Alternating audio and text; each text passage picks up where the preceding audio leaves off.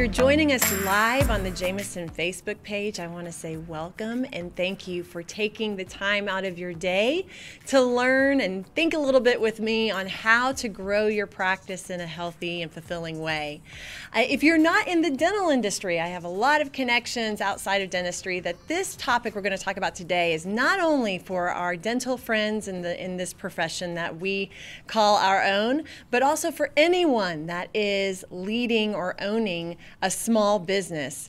The topic for today is more of that, growing your ideal patient base by referrals. So for any of you that are not in dentistry, insert customer or client where the word patient is, and this will definitely go across all industries in terms of how we can healthily continue to grow our businesses, our practices, patient by patient, client by client, drip by drip.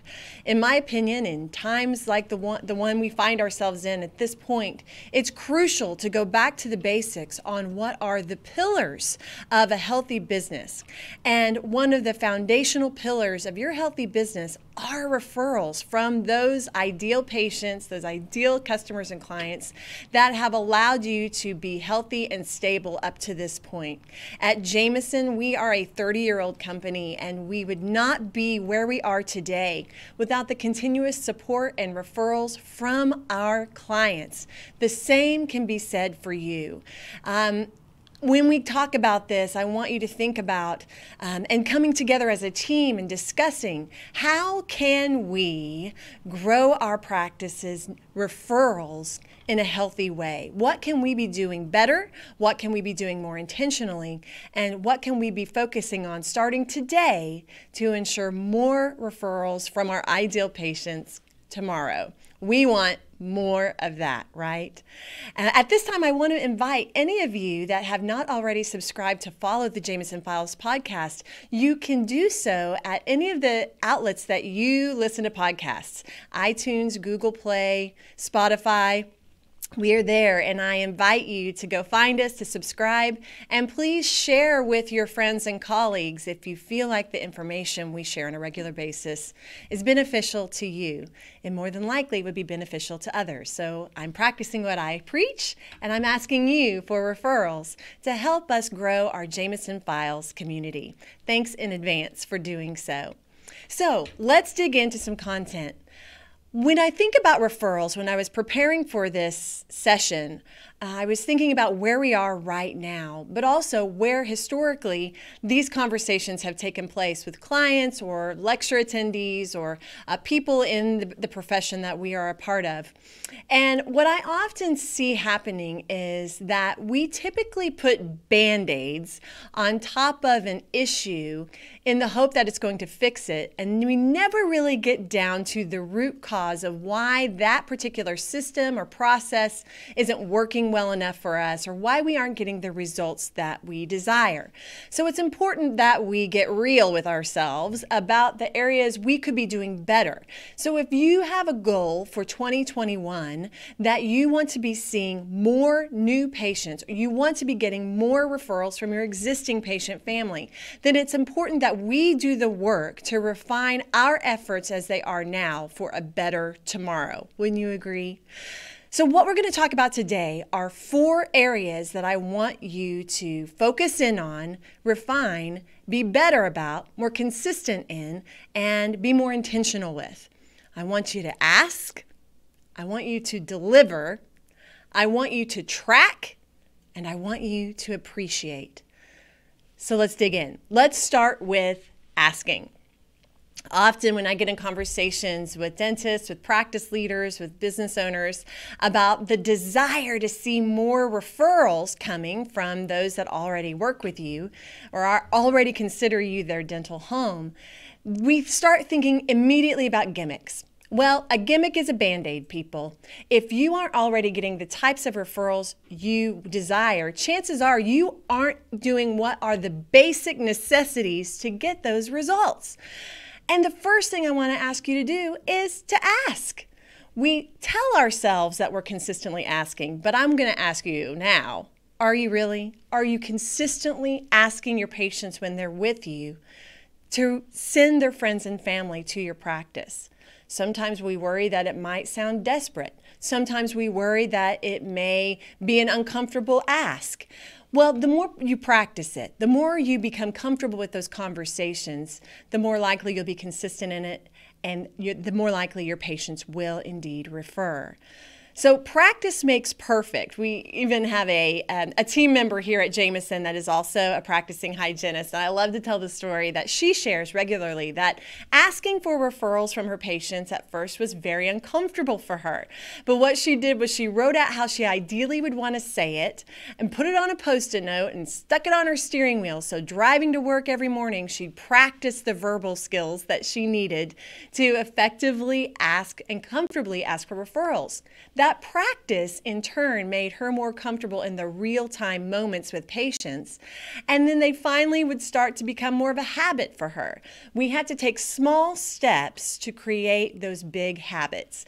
And so by doing those little things to remind yourself, little triggers to practice and get more comfortable, will ensure that you're more consistent across the board. Consistency, consistency, consistency is key.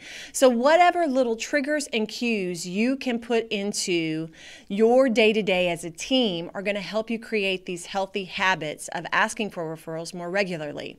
Talking about it in your daily huddle, determining who on the team is going to ask whom for a referral. When are those ideal, beloved raving fan patients coming in, and who's going to be talking to them? This must be mastered. This must be talked about. So we need to be making time for those conversations, and your daily huddle is a great time as you're orchestrating the most productive day possible together. That would be a great thing to orchestrate as well. Choreographing who is asking your patients for referrals at the right times when they're with you in the practice. Giving your patients the tools to talk about you. Social media and your online presence is a perfect opportunity to use those raving fans and those amazing dental stories to help you gain more attention from your community. Having those raving fans that are already referring to you, telling their testimonials in videos, using before and after stories, and using these stories and videos in your website, on your social media platforms. These are very connective and meaningful real life experiences that your potential patients out in your community are going to connect with. I see a lot of our clients doing amazing, amazing before and after stories and using video testimonials to really strengthen the trust level of their practice within their community. And this can be said for any small business, using your clients and customers as the story. That's that real life connection that people are looking for when they're trying to make decisions for themselves on who they want to go to for their dental home. And on our marketing team, we use video, we use photography, we use this all the time in our digital presence for our clients because that is such an emotional, connective piece. So thinking through your ideal patients, those amazing stories, and getting permission from them to use their story in your communications efforts can be very, very powerful. So when you're doing this, making sure you're giving cards to friends and family members that they can share, giving them to your patients, posting on social media, having as many of your team members that are comfortable in doing so, promoting your business, asking at appointments is going to start to be more and more important, and giving your patients the tools to talk about you. What is it that you're wanting from your patients? We want to make sure that we are giving them the tools to talk about us. So whether that's wanting more referrals, whether that's wanting more reviews, whatever you're working for in the months ahead, start getting comfortable with asking your patients. They may not know that that's something you need from them. And if they love you, they want you to be successful. If they love you, they want you to have the great patients of their friends and family coming to you as well. So get comfortable with being uncomfortable. Practice, practice, practice. Use your team meetings, your daily huddles, use your social media and external outlets to make room for yourself and make this a habit in your practicing days. So that's ask. And the next one is deliver. If you aren't delivering an exceptional new patient experience or overall patient experience, it's going to be very difficult to hit any new patient or referral goals. Because if you're not delivering something exceptional, why would anyone want to talk about you? So it's time to take a good hard look at how you treat your patients from the get-go. Creating an experience that's worth talking about. As Kim Blanchard says in his book, Raving Fans, one of the primary goals that you will have as a business, as a practice, is to deliver everything that's expected plus a little bit more. So it's going to be important that you as a team really hone in and take a good long look at what your patient experience is like right now and how you can make it better and how you can make it buzzworthy so that they do want to talk about you and share with their friends and family what a great practice you are and that you are the place to go when they're looking for a new dental home. I also want to talk about, in that realm, your new patient numbers goals. I talk a lot with doctors in some of our initial conversations, as do some of my colleagues, and they have very big new patient number goals. Very, very big numbers. And so my question always is what is your ideal new patient experience like? Are you delivering excellence? What is your goal? What is the end goal that you have? Do you want them to be saying yes to treatment? Do you want to be retaining them as active patients for the long term? Do you want them to be referring to you? And if the answer is yes to any or all of those, then my question is, do you deliver an experience that is worthy of patient retention? That is worthy of case acceptance, that is worthy of referrals. So make sure you're delivering on those goals. And if you are taking in too many new patients that you can't deliver the exceptional and ideal new patient experience, what's the loss? What's the win and what's the loss? What are the benefits and the risks? So I want you to take a look at your patient number goals and determine what is ideal in terms of not only do you want to deliver the absolute best possible experience, but we want more of these results in those new patient experiences. We want more of that, right? My father, Dr. John Jameson, he's a retired dentist now, but if he were sitting at this table with me right now, he would tell you that more often than not, he sees outrageous new patient goals and practices because his goal in his practice was not to have tons and tons and tons of new patients. He wanted quality, not quantity, so that he could deliver an exceptional experience, could deliver the type of exceptional care that he desired to deliver for his patients. And from that, drip by drip, he grew to his ideal practice. He knew the limits to which he could deliver that kind of care, and he didn't want to push those limits for the sake of an unattainable or outrageous goal. So remember, busyness does not equate to productivity. So it may be that you need to think about less being more. And it's not about how many new patients you're getting. It's the quality of the new patients you're getting. And we know that really great referrals are highly qualified patients, don't we? Because they've already had conversations with someone they trust before they ever picked up the phone and called you. And those conversations really build that trust bridge and that sense of value for what you deliver. And that's important for a business. When I talk to potential clients that came to us by referral of another client, oh my goodness, the conversation starts leaps and bounds further because they've already had conversations about who we are, what we do, why we could be a good solution for them. There's a lot of trust and value that's already built because of the referrer. So remember that if you're delivering great care, if you're delivering exceptional service to your existing patients, that in turn gives you a perfect opportunity to ask for referrals and get more of the quality new patients that we all are looking for and that we desire. So deliver, deliver, deliver. And as a good friend of mine says, get real. Get real on what you really are delivering. And if it can be better, what changes do you need to make now to make it so? So we're asking for referrals for once, consistently, and being very realistic on what that means, that we all are creating this healthy habit for our business, for the practice, that your team members are getting comfortable with asking, that you're getting comfortable with asking, that it's just as much of a conversation and part of your communication skills as hello and thank you. So make sure we're asking, that we're delivering everything that's expected in our patient experience, plus a little bit more to make us something worth referring, correct? Next, we want to track. Are you tracking your new patients consistently and effectively? And not just how many new patients you're getting, but where they're coming from. If you're not asking those questions when potential new patients call in, I want to encourage you to do so. Tell me, Mrs. Jones, how did you learn about us? Oh, that's great. So you found us on your website. Did someone send you there? Did you just happen to find us? Oh, you Googled us. That's amazing. I'm so glad you found us. Thank you so much for calling.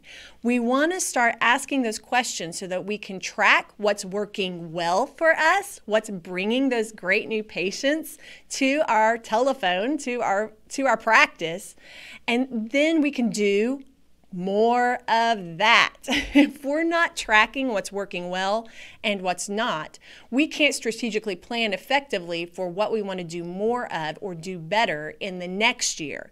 So we want to be tracking, making sure we're hitting new patient goals, appropriate new patient goals, remember, that we're hitting those goals, that we're getting the kind of end results out of those new patient numbers, and that we're also tracking where those new patients are coming from so we can do more of those efforts, or we can nurture the relationships that those patients are coming from so that we continue to have those healthy relationships from the people that are really the spokespersons, the spokesmen and women in your community for your practice. So making sure we're tracking. Because if you don't know what you're getting it from where, you can't adjust course. So when you're tracking, I want you to start looking at who are those top tier patients that are consistently referring to you, because to me, those people are worthy of a text. They're worthy of a thank you call. They're worthy of a note. They're worthy of appreciation from the doctor, from your team. And let me tell you, just those words of appreciation make such a difference that you can see an impact. People love to be recognized and thanked for the things that they do. And there's a book called Be the Sun, Not the Salt. It's a cute little book. And something that it talks about is that we're attracted to, living beings are attracted to the sun, and we recoil a lot from the salt because it makes us shrivel. And so we want to be the sun. And so those things that are like the sun, that fill you up, that nurture you, that encourages us to do more of those things because it makes us feel good. So when you show appreciation for your team, for actively asking for referrals, when you are showing appreciation to your referring practices, specialists or otherwise that are referring their patients to you, and when you are thanking those businesses, those patients that are referring people to you, we want to be intentionally showing that appreciation, and we can only do that if we are effectively tracking where these people are coming from. That's how we're going to be able to set appropriate goals, to make appropriate strategic plans, and to nurture the people that are worth and worthy of nurturing. So I've touched a little bit into the final piece. We're going to be asking, we're going to be delivering, we're going to be tracking, and then we're going to be showing our appreciation. This all sounds probably very simple, but let me tell you something.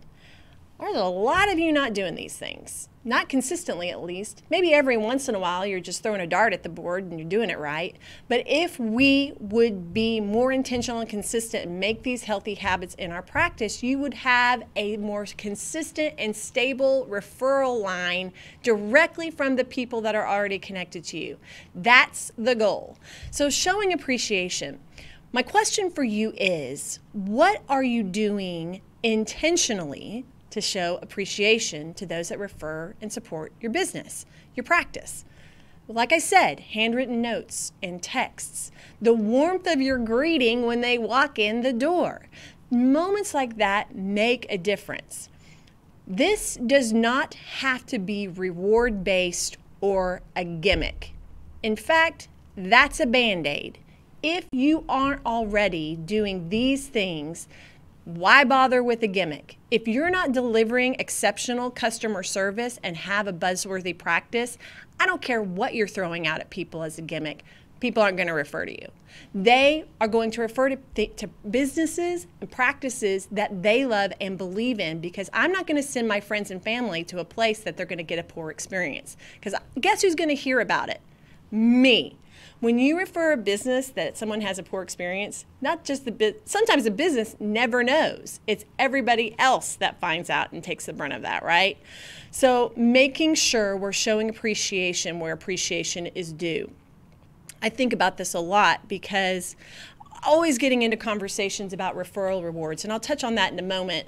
I'm not necessarily 100% opposed to those, but I do think they are a little bit of putting the cart before the horse in many, many situations. Because when I think about the businesses I support, the doctors I support, the practices I go to for my care and that I refer to, the gift shops, the realtors, the people that I really believe in and send my friends and family to, not only do I know that they're going to help those people and deliver or give those people a great experience, but they send me messages. They send me thank you texts. They send me a card. They call me. They keep me up to date. They really do connect with me. When I walk into their store, they remember me, and those things are meaningful. Thinking about my dad again, there's a restaurant here. We live in Oklahoma, and there's a restaurant here called The Cattleman in Oklahoma City. If you ever got the book years ago, The 1,000 Places to See Before You Die, it's the only place listed from Oklahoma. I feel like I need to find those authors and take them on a tour of our state, because I think they missed a couple of things. But the Cattleman is a long-term establishment here, a steakhouse here in Oklahoma City, and my father will take anyone and everyone that will go there to eat dinner with him. He'll refer people to them, and he loves this place. Has he ever gotten anything in terms of a reward from them? No.